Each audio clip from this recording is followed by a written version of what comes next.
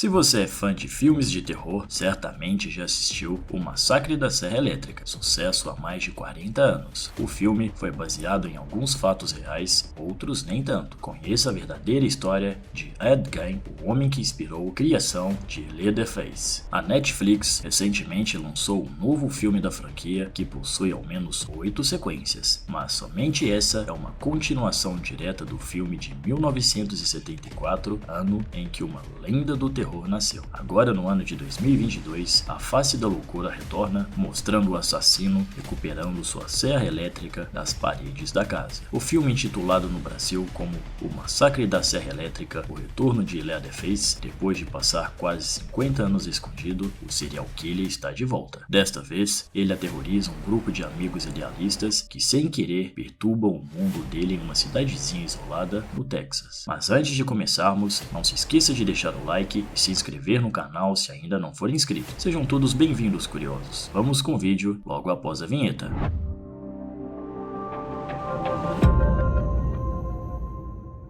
Augusta Lurk e Josh Gein, moradores de Wisconsin e casados desde 7 de julho de 1900, tiveram 2 filhos, Edward e Henry Gein, o mais velho. Josh era um pai e marido violento e alcoólatra, fato que o fez ter sido rejeitado pelos filhos. Augusta era quem mantinha o sustento da família, trabalhando em uma mercearia e, apesar de desprezar o marido, não se divorciava devido aos costumes religiosos da família. Com seu trabalho, a mãe dos meninos comprou uma fazenda em Plainfield, onde foi o lar da família Gein. A mulher, fanática por religião, ensinava seus filhos acerca do mal que a bebida pode causar e a imoralidade do mundo, assim como o pecado com envolvimento com prostitutas. Ela lia a Bíblia com seus filhos, especialmente versículos do Antigo Testamento, onde havia morte para quem praticasse tais atos. Para Augusta, o sexo servia apenas para a reprodução. Ed Gein, o Leatherface, passava a maior parte do tempo trabalhando no rancho e saía de casa apenas para ir à escola e não tinha amigos. Fora de casa, sofreu intimidações, talvez pelo seu comportamento afeminado ou pelo fato de ter ataques de riso sem motivo aparente. Embora tenha sido privado do convívio social, o que contribuiu para que o rapaz tivesse problemas de relacionamento, se saiu bem na área de economia. Seus professores e colegas lembravam-se dele como um sujeito estranho que coletava animais mortos da beira da estrada em várias ocasiões. O pai de Ed morreu em 1940.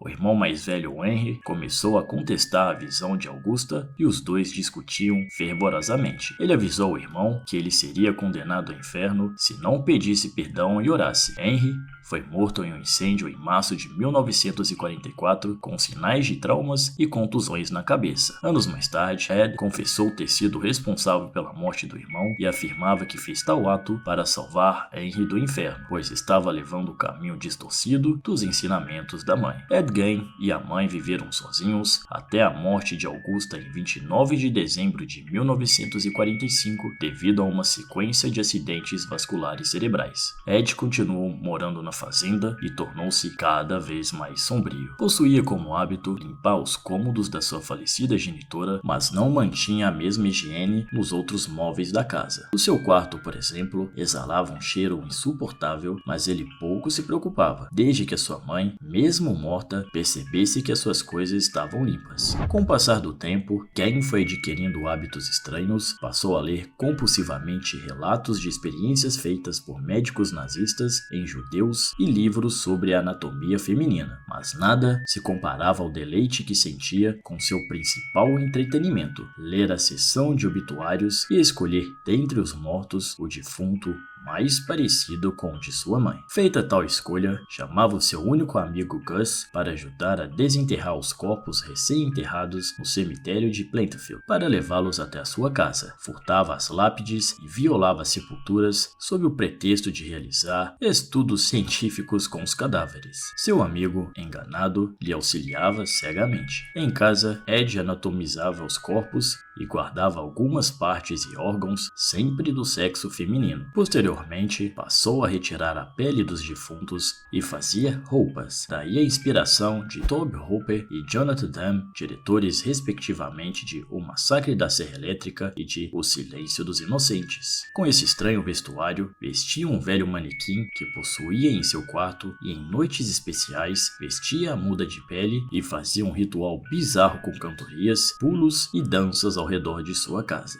Também demonstrava certo fascínio por genitálias femininas. Costumava retirá-las dos corpos furtados e rechear calças do sexo oposto com as genitálias. Dizia que se sentia mulher quando as vestia. Sonhava em ter condições financeiras para realizar um procedimento cirúrgico para trocar de sexo. Ed passou a ser conhecido pela vizinha como o estranho velho Ed. Ed já não sentia tanto tesão ao revirar defuntos e ainda por cima, um amigo Gus havia sido internado em uma casa para idosos. Passou então a traçar outros planos em sua mente. Foi aí que tudo começou. Mary Hogan foi a sua primeira vítima. Foi assassinada com um tiro de calibre 32 na cabeça em 8 de dezembro de 1954. O que Ed fez com o cadáver de sua vítima foi realmente surreal. Retirou, como de costume, pele do corpo para depois vesti-la. Decepou a genitália de Mary e a pintou de prata, deixando-a exposta em uma caixa de sapatos. Ele ainda separou alguns ossos e utilizou-os para a confecção de móveis para sua casa. Realmente algo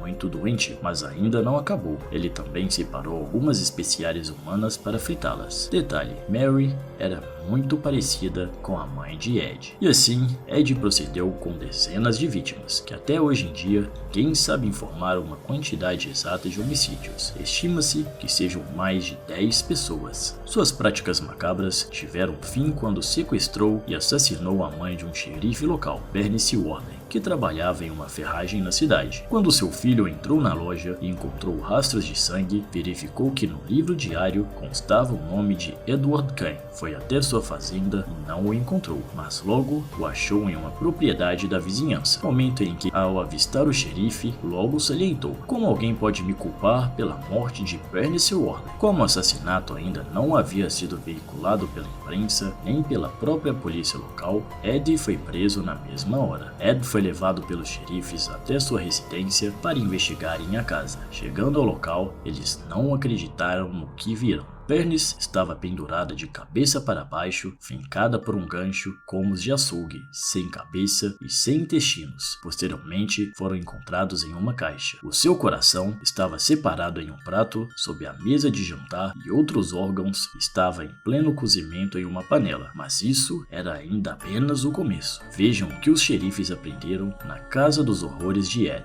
Uma caixa de sapatos contendo vaginas, uma delas pintada de prata, como falamos anteriormente, pulseiras, poltronas, um terno, uma bolsa, uma bainha de faca, calças, cadeiras, camisas e sutiãs. Talvez itens normais, certo? Mas todos eram feitos de pele humana. E ainda tinha uma geladeira com órgãos humanos, lábios dependurados em barbantes pelos corredores, máscaras feitas com faces de mulheres assassinadas que serviam de decoração para o seu quarto, mesas feitas com ossos humanos, narizes, orelhas e muitas outras atrocidades pela casa. O julgamento de Ed Gein iniciou em 21 de novembro de 1957 na Corte Judicial de Washington, cidade próxima a Plainfield, onde os crimes ocorreram. Durante a solenidade, o acusado se declarou como não culpado e alegou insanidade, considerado mentalmente incapaz e assim inapto para ser julgado. Foi conduzido ao Central State, uma instalação médica psiquiátrica para criminosos insanos na cidade de Walpole, em Wisconsin. Após passar 10 anos na referida instituição médica, Ed Gein foi considerado apto a ser julgado.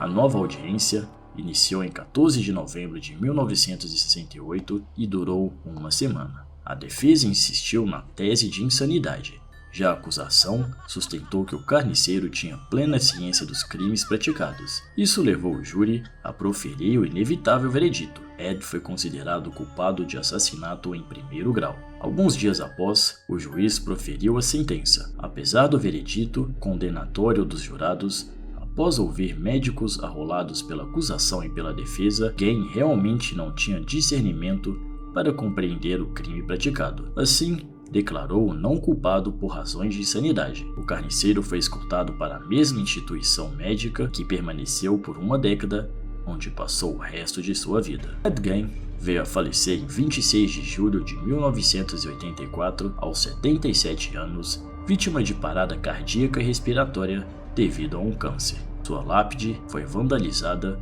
e algumas pessoas guardavam seus pedaços como recordação.